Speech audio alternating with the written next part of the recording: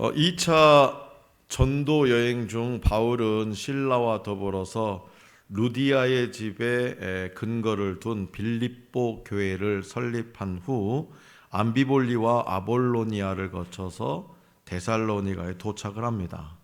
암비볼리는 드라게 지방의 성이자 무역의 중심지로 빌립보에서 남서쪽으로 약 53km 지점에 있었어요. 그러니까 지금 여기를 중심으로 하면 부안 정도 될 것 같아요. 남서쪽이니까. 그 암비볼리에 사람이 거주한 것은 주전 436년경 아테네인들이 식민지를 건설하면서부터입니다. 이 성은 몇 가지 특징이 있습니다. 첫째는 인근에 비옥한 평원이 있어서 훌륭한 포도주와 기름과 목재를 얻을 수 있었고 품질이 좋은 모직물과 금과 은의 산지였어요. 그러니까 완전 기름진 땅입니다. 둘째로는 지리적으로 로마 제국의 전략상 요새였습니다. 근데 고대 이탈리아와 그리스를 연결하는 에그타니아 가도가 시작되었기 때문입니다. 그런데 이곳에서 수많은 비문과 동전이 발견되었고요. 지금도 고대 성벽의 일부와 로마의 수도 일부가 남아 있습니다. 아볼로니아는 에그나티아 가도가 시작되는 지점으로 암비볼리에서 서남쪽으로 약 43km 떨어진 곳에 있습니다. 이 두 도시를 거쳐서 데살로니가에 머무는 3주 동안 회당에서 복음을 증거하자 많은 헬라인이 바울과 실라를 따릅니다. 이에 분개한 유대인들이 하나님의 말씀을 전하는데 유대인들이 하나님을 섬긴다는 유대인들이요 화를 냅니다. 이 분개한 유대인들이 난동을 일으켜서 밤중에 베레아로 갑니다. 바울과 실라는 베레아에서도 회당에 들어가서 복음을 증거합니다. 거기서도 많은 헬라인 무리가 따르자 데살로니가의 유대인들이 거기까지 또 내려와 가지고 소동을 부리는 바람에 다시 아덴으로 내려갑니다. 자, 오늘 우리에게 주신 본문 말씀에서 하나님의 말씀에 반응하는 이 두 도시의 모습을 통해 우리는 현대 사회의 불신자들이 복음에 어떻게 반응하는지 생각해 보고요. 오늘날 그리스도인들이 취해야 할 태도를 한번 살펴보고자 합니다. 먼저 이 복음을 거절하는 사람이 있어요. 자, 1절부터 9절인데요. 다시 한번 받들어 있게 읽어보겠습니다. 1절에서 9절. 자, 시작. 그들이 암비볼리와 아볼로니아로 다녀가 데살로니가에 이르니 거기 유대인의 회당이 있는지라. 바울이 자기의 관례대로 그들에게로 들어가서 새 안식일에 성경을 가지고 강론하며 뜻을 풀어 그리스도가 해를 받고 죽은 자 가운데서 다시 살아나야 할 것을 증언하고 이르되 내가 너희에게 전하는 이 예수가 곧 그리스도라 하니 그 중에 어떤 사람 곧 경건한 헬라인의 큰 무리와 적지 않은 귀부인도 권함을 받고 바울과 실라를 따르나 그러나 유대인들은 시기하여 저자의 어떤 불량한 사람들을 데리고 때를 지어 성을 소동하게 하여 야손의 집에 침입하여 그들을 백성에게 끌어내려고 찾았으나 발견하지 못하매 야손과 몇 형제들을 끌고 읍장들 앞에 가서 소리질러 이르되 천하를 어지럽게 하던 이 사람들이 여기도 이르매 야손이 그들을 맞아들였도다. 이 사람들이 다 가이사의 명을 거역하여 말하되 다른 임금 곧 예수라 하는 이가 있다 하더이다 하니 무리와 읍장들이 이 말을 듣고 소동하여 야손과 그 나머지 사람들에게 보석금을 받고 놓아 주니라. 아멘. 복음에 대한 빌립보의 격렬한 반응 때문에 어쩔 수 없이 바울은 160km 떨어진 데살로니가로 옮길 수밖에 없었습니다. 이곳은 마게도냐의 수도요 고린도와 견줄 만한 상업 도시였어요. 이곳에서도 바울은 유대인의 회당에 들어가서 성경을 강론하며 뜻을 풀어서 예수님에 대해서 증언하고 또 권합니다. 강론과 풀이, 증언과 권면은요 바울이 이 불신자와 구도자들에게 복음을 전할 때 반복적으로 사용한 접근법이에요. 강론하고 말씀을 풀고 또 증언하고 또 권면하고 예수가 그리스도라고, 그리스도를 믿어야 구원받는다고, 죄사함 받는다고. 이에 본문 말씀 4절에 기록된 대로 많은 헬라인과 귀부인이 바울과 실라를 따랐어요. 그런데 유대인들은 본문 말씀 5절에 기록된 대로 이를 시기해가지고 불량배를 동원해가지고 소동을 일으키기까지 합니다. 그러니까 바울 일행을 잡지 못하자 이 야손이라고 하는 사람의 집에 침입해가지고 그와 다른 형제들을 끌어내고 읍장들 앞에서 가서 거짓 고발을 합니다. 그 내용은 마치 예수님의 재판에서 소리쳤던 내용과 유사하죠. 곧 세상을 어지럽히고 가이사의 명을 반역하니 곧 다른 임금 예수를 전한다라는 것이었어요. 그러니까 본문 말씀 8절과 9절에 기록된 대로 야손 일행은요, 이 보석금을 내고 풀려나 소동은 일단락됩니다. 여기서 읍장, 이 읍장에 해당하는 헬라어는 폴리타르케스 혹은 폴리타르코스인데요, 마게도니아 지방 서너 개 읍의 영향력을 행사한 주요 행정관을 가리키는 관직 명이에요. 데살로니가에서 발굴된 이 비문에 의하면 주후 1세기 초 데살로니가에는요 5명으로 구성된 위원회가 있었어요. 아마도 읍장들은 이 위원회의 구성원인 것 같다라는 거죠. 자, 바울은 나중에 데살로니가 전후서를 통해서 이 지역의 성도들에게 그리스도의 왕권과 그분의 재림에 대한 약속을 강조합니다. 이는 데살로니가 지역의 폭도들이 끝까지 거부했던 핵심 내용이에요. 하나님을 왕으로 인정하지 않아서 사사시대에 어떻게 됐습니까? 영적으로 완전히 밑바닥 쳤죠. 그런 사실을 기억할 때 예수님을 왕으로 인정하지 않는 데살로니가의 영적 상황이 매우 심각했음을 짐작할 수 있죠. 그렇기 때문에 이 예수님을 믿는다는 것은 그의 왕 되심을 인정하는 거예요. 예수님을 믿는다 하면서도 다른 왕을 겸하여 섬기거나 예수님보다 더 중히 여기는 것이 있다면 그것은 곧 복음을 거절하는 것과 다름이 없습니다. 둘째로 이제는 받아들이는 사람이 있어요. 받아들이는 사람들. 자, 10절에서 5절, 15절까지입니다. 다시 한번 받들어있겠습니다. 10절에서 15절까지 시작. 밤에 형제들이 곧 바울과 실라를 베레아로 보내니 유대인의 회당에 들어가니 베레아에 있는 사람들은 데살로니가에 있는 사람들보다 더 너그러워서 간절한 마음으로 말씀을 받고 이것이 그러한가 하여 날마다 성경을 상고하므로 그 중에 믿는 사람이 많고 또 헬라의 귀부인과 남자가 적지 아니하나 데살로니가에 있는 유대인들은 바울이 하나님의 말씀을 베레아에서도 전하는 줄 알고 거기도 가서 무리를 움직여 소동하게 하거늘 형제들이 곧 바울을 내보내어 바다까지 가게 하되 실라와 디모데는 아직 거기 머물더라. 바울을 인도하는 사람들이 그를 데리고 아덴까지 이르러 그에게서 실라와 디모데를 자기에게로 속히 오게 하라는 명령을 받고 떠나니라. 아멘. 자, 대부분의 데살로니가는요 복음을 거절하는 사람들. 바울은요 밤을 틈타 70km 떨어진 베레아 지역으로 보냄을 받습니다. 데살로니가에 도저히 있을 수가 없어요. 분개한 유대인들이 너무나 지금 목숨을 위협하는 상황이기 때문에 70km 그러면 여기서 군산에서 약 전주까지. 그는 거기서도 그럼 지금 목숨이 왔다 갔다 복음을 전하는 것 때문에 지금 목숨이 왔다 갔다 쫓겨다니는 이 바울 일행들은요 그 베레아에 가서도 회당에 들어가서 가르치기를 쉬지 않았어요. 데살로니가에 비해서 이 베레아는요 작은 도시입니다.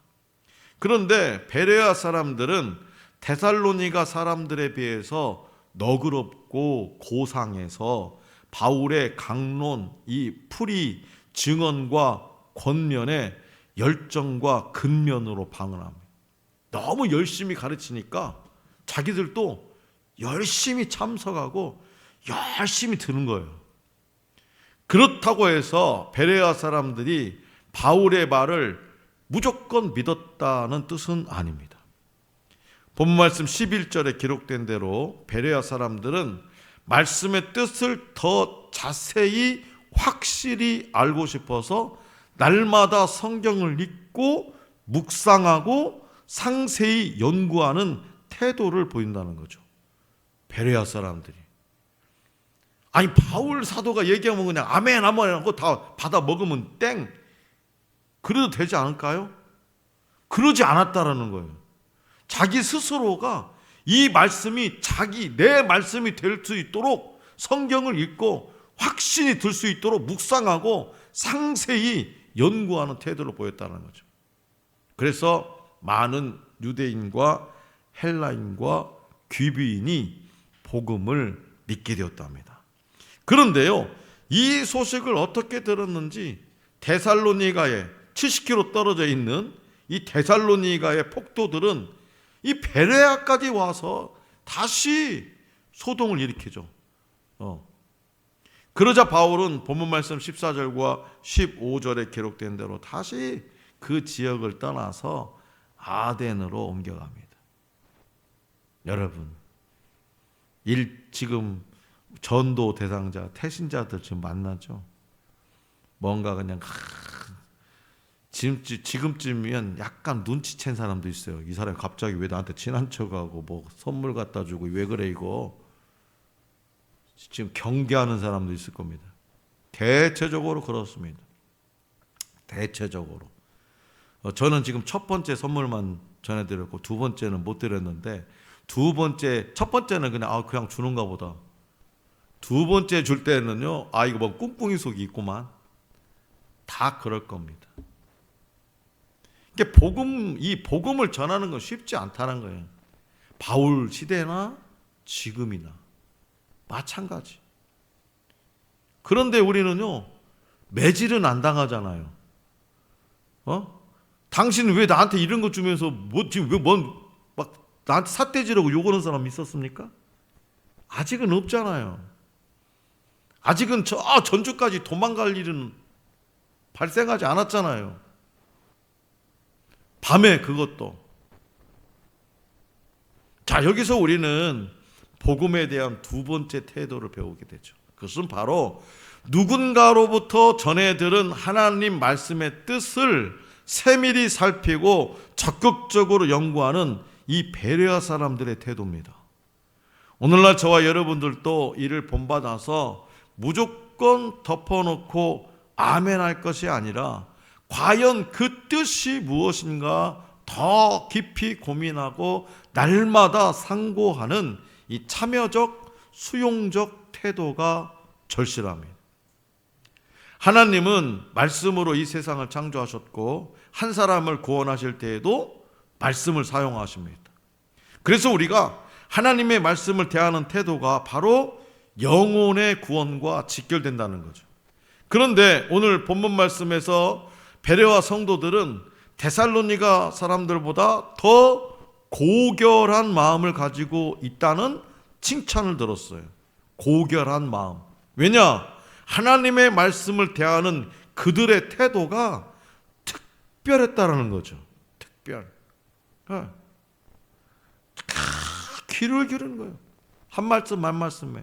그리고 이해가 안 되면 그것이 이해가 안 되는 것을 그냥 넘어가지. 이게 아니라는 거죠. 끝까지 알라는 거. 더 연구했다라는 거예요. 그리고 그 말씀이 내 삶의 존재로 드러날 수 있도록 만들었다는 거예요. 그들은 기꺼이 말씀을 받아들였어요. 이는 주의 깊게 말씀을 듣는 것에서부터 시작하는 거죠. 한 말씀 선포될 때마다 집중해서 듣는 거예요. 말씀을 들을 때는 다른 잡다한 생각들에 흔들리지 말고 하나님의 뜻을 알고자 집중해서 말씀을 들어야 되는 거죠. 또 자신의 생각을 하나님의 말씀에 굴복시켜야 합니다. 많은 경우에 사람들은 하나님의 말씀을 들으면서도요, 자기 자신의 생각을 고집하고 때로는 자기 판단에 부합하는 말씀만을 취하려 합니다. 이러한 태도로는요, 하나님의 뜻을 온전히 깨닫기가 어렵습니다. 영적 부유함을 경험하기는 더더욱 어렵습니다. 사도 바울은 하나님의 말씀을 경청할 때 믿음이 생긴다고 말씀하고 있어요. 그렇기 때문에 하나님 말씀을 대할 때마다 우리는 마음을 활짝 열어야 됩니다. 목마른 사슴이 시냇물을 찾듯이 간절한 마음으로 하나님의 말씀에 집중해야 되는 거예요. 이러한 올바른 마음과 태도 안에서 하나님의 말씀이 내 안에서 뿌리 내리기 시작하는 거죠. 그리고 우리의 믿음이 성장하는 거예요. 말씀이 뿌리 내리면 어떻게 해요? 그 다음은 줄기가 자라고 가지가 뻗고 열매가 맺잖아요.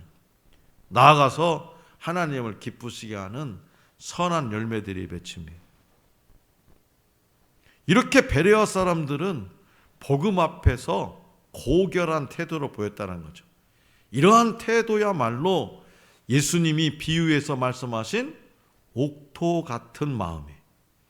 예수님은 말씀을 대하는 사람들의 4가지 태도를 비유로 가르치셨죠. 그 중에서 가장 많은 열매를 맺는 옥토 같은 마음은 하나님의 말씀을 듣고 마음에 간직하고 지켜 열매를 맺는 마음이에요.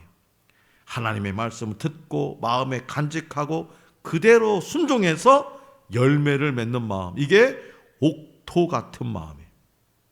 그래서 우리의 신앙이 성숙하고 하나님이 기대하시는 선한 열매를 맺기 위해서는 말씀을 듣고 지식을 쌓아가는 것만으로는 부족합니다. 부딪히는 문제들 속에서 자기 경험과 자기 방식 대신에 하나님의 말씀대로 순종함으로써 이 받은 말씀이 참된 하나님의 진리임을 깨닫는 경험이 계속해서 축적되어야 되는 거예요. 그래야 선한 열매를 맺을 수 있는 거예요. 여러분, 이번 한 주간도 지금 이제 오늘 3일 밤이라고 해서 어떤 교회들은 3일 밤 예배라고도 하잖아요. 이번 주도 3일 지났어요. 월, 화, 수. 이 3일 동안에 갑작스럽게 여러분들에게 어떤 문제도 있을 수도 있고, 생각지도 않은 일이 벌어질 수 있습니다. 그럴 때 뭘 해야 되느냐? 하나님의 말씀을 듣는 데 집중해야 돼요. 그리고 그 말씀을 묵상하고 그 말씀 안에서 해답을 찾으려고 몸부림을 쳐야 돼. 그런데 사람들 어떻게 해요? 어떤 일이 벌어지면 자기 생각대로, 자기 방식대로, 자기 경험대로 막 하죠. 그러면서 일이 잘 안 풀린다고 하나님은 내 기도도 안 들어주시는가 보다 하고 원망합니다.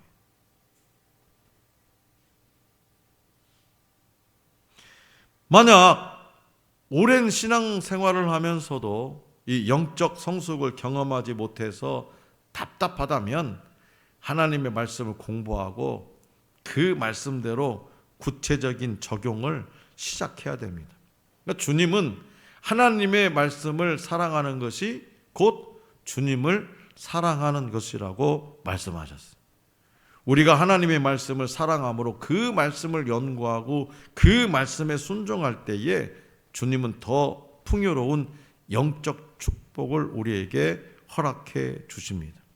자, 그렇다면 여러분이 알고 있는 복음은 무엇입니까?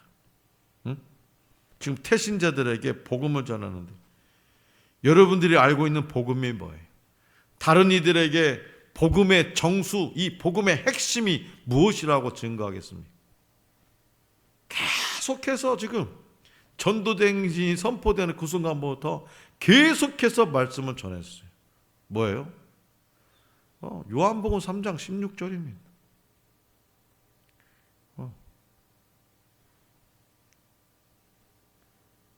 인생의 지도가 잘못되면 여정이 달라질 수밖에 없어요. 그래 따라서 분명한 복음을 우리는 소유하고 있어야 되는 거죠.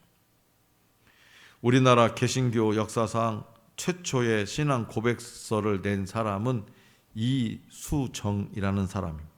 이수정은 1883년 5월 일본의 대표적인 기독교 잡지 7일 잡보에 신앙 고백서를 700여 자의 한자로 기록했습니다. 그는 조선의 마게도냐인이라는 별명을 얻기도 했습니다. 조선의 마게도냐인. 1882년 이모군란 때 이수정은 명성왕후의 목숨을 지키는데 공헌한 그 양반이라 해가지고 고종의 그 후위를 입고 일본 유학을 떠납니다. 명성왕후를 지켜줬다고. 그래서 그는 처음에는 일본에 가가지고 이 농학 그리고 법률을 통해서 조선을 개화하려는 꿈이 있었어요. 그래서 일본의 농학자였던 츠다센이라고 하는 집에 방문합니다. 그는 그곳 거실에 걸린 팔복이란 글자를 흥미로운 눈길로 바라봤어요. 팔복. 츠다센은 호기심 많은 조선인에게 팔복이 담긴 한문 성경을 선물로 줍니다. 그래서 숙소에 돌아온 이수정은 한문 성경에 몰두하다가 잠이 들었어요. 그리고 꿈을 꿨는데요. 꿈속에서 낯선 사람 둘이 책을 한 보따리씩 안고 그에게 다가오는 거예요. 아니, 그게 무엇이요?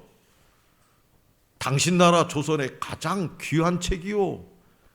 아, 무슨 책인데 그러시오? 성경이요. 이수정은 이후에 성경을 더욱 탐독했고요. 예수님을 믿기로 작정하고, 믿음이 있어서 성경을 읽게 된 것이 아니라 믿음 없이 그냥 한문 성경을 읽다가 그 성경을 탐독했고요. 그래서 예수님을 믿기로 작정하고 세례를 받습니다. 처음에는 이 농업과 법률을 통해서 조선을 깨우치려 했던 이수정이 이제는 성경을 통해서 조선을 건지고자 했던 거죠. 그래서 그는 성경을 번역해서 그가 꿈꿨던 대로 성경을 가득 안고 조선으로 돌아오죠. 자, 사랑하는 성도 여러분, 하나님의 말씀, 복음으로 인해 이수정의 인생이 바뀌었다는 거죠. 하나님의 말씀, 복음으로 인해서 한 사람의 인생이 바뀌어버린 겁니다. 오늘 각자 우리가 품고 있는 태신자들, 우리가 전하는 복음, 하나님의 말씀으로 그 인생이 바뀔 수 있습니다. 우리의 인생도 말씀으로 인해서 뒤바뀌는 역사가 일어나기를 소망합니다. 데살로니가의 유대인들은 예수님을 왕으로 인정하지 않는 교만을 보였죠. 그러나 베레아 사람들은 받은 말씀의 뜻을 더 깊이 알고자 간절한 마음으로 듣기를 사모하고 날마다 성경을 상고하는 적극적인 태도를 보였다는 거죠. 적극적인 태도. 복음을 끝까지 거절하는 사람. 데살로니가 사람들처럼 복음을 끝까지 거절하는 사람들은 지금 현재도 많고 많습니다. 지금 현재도.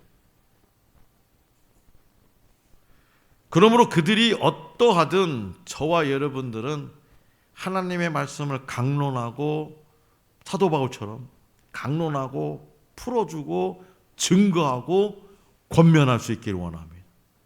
적극적으로 말씀을 상고하는 제자가 되어서 복음의 승리와 영광을 맛볼 수 있기를 간절히 기원합니다.